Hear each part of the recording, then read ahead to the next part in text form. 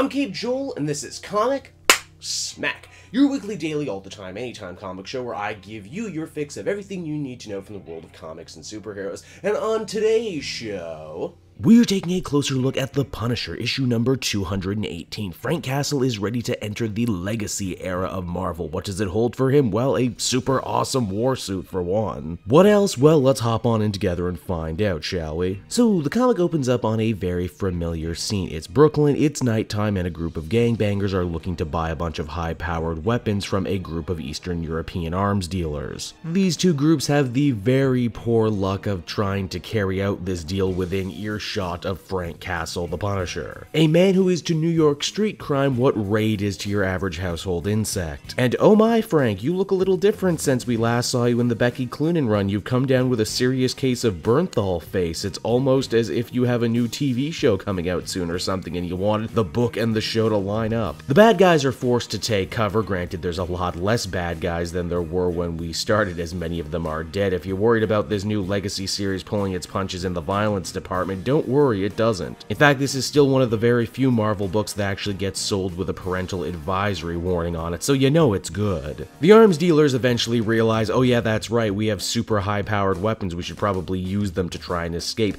These aren't your regular over-the-counter firearms either, these are weird Mass Effect-looking sci-fi weapons. The arms dealers make the very poor decision to try and escape on the very same boat they brought the guns into New York in, not thinking that, hey, this is not the Punisher's first rodeo, he was sure to rig that with explosives too. With a job well done, the Punisher is ready to return to the battle van for the night, which is also his home because he's kind of a homeless vigilante. He is, however, kind of shocked to find Nick Fury Jr. sitting there waiting for him with a very important proposition for Frank Castle. You see, you'll recall at the beginning of Marvel Legacy, S.H.I.E.L.D. kind of fell apart, which means Nick Fury is down all his agents. That still doesn't mean he's not trying to fight the good fight in the world. It just means he has to get creative and think outside the box. He tells Frank that those arms dealers he fought tonight are actually part of a much bigger threat, a rogue nation that recently had a rebellion and installed a brutal dictator. Fury says this would be a great chance for Frank Castle to fight for national security and perhaps even redeem himself a little bit for his actions during the Secret Empire. Granted, they never mentioned Secret Empire. Frank calls BS on this right away. He's no one's attack dog, and as we further find out, Nick Fury has ulterior motives for dealing with this brutal dictator. It seems that he's being backed by ex-agents of S.H.I.E.L.D. Yeah, that'll kinda happen when the government checks for your super spy agencies start drying up overnight. You're gonna have to go find work elsewhere. Fury's not an idiot, though. He knows exactly what buttons to press with the Punisher, and as such stresses all the innocent women and children who are being killed under this regime. You know, women and children just like his wife and children who died. Reluctantly, the Punisher agrees to do something about this, but if he's going to be invading a hostile foreign nation, battling an entire army and a group of super spies, he's gonna need a little bit more artillery. Luckily, Fury thought ahead on that one too, and there's a very important asset he wants Frank to steal back from the Air Force. That's right, everybody, James Rhodes' old war machine armor. It was just sitting there in storage, but now the Punisher is ready to make good use of it. Fury is sure to stress that this is a one-time thing, and once he's done, Castle will have to give the suit back, only I don't think that's going to happen so easily as the comic ends. So that was The Punisher, everybody, and overall I felt this was a pretty strong opening issue, one that even goes out of its way to sidestep a lot of the pitfalls that these other Marvel Legacy titles have been fallen into. For one, it truly is a fresh start. Matthew Rosenberg doesn't bog you down in trying to get you up to speed on everything that happened in the last couple Punisher runs. This truly is a good jumping on point if you've never read Punisher before but always wanted to. Rosenberg is one of the fresher faces at Marvel right now, but he's already proving to be one hell of a hand when it comes to writing street-level noir-inspired stories. He was the one who knocked it out of the park with that Kingpin book earlier this year, and overall I think the Punisher is in pretty good hands when it comes to him. Overall, I think I feel comfortable giving this issue an 8 out of 10. It was very pleasant, and I'm excited to see where the story goes from here. So that's Punisher, everybody. I hope you enjoyed it, and as always, why not check out some of these other videos I have on offer. Then you can follow me on Twitter at Cape Joel, so you're always up to date on what new videos I got coming down the pipeline. And hey, with the gift-giving season upon us now, if you wanted to pick up this or any other book I mentioned in trade as a gift, please use my book depository link down in the description of this video. Not only will you get a great deal, not have to pay anything in shipping, plus a fraction of everything you spend there goes to help me and the channel, so it would be much appreciated. And until next time, this has been Cape Joel. Thank you so much for watching, and I'll see you all again later. Bye-bye.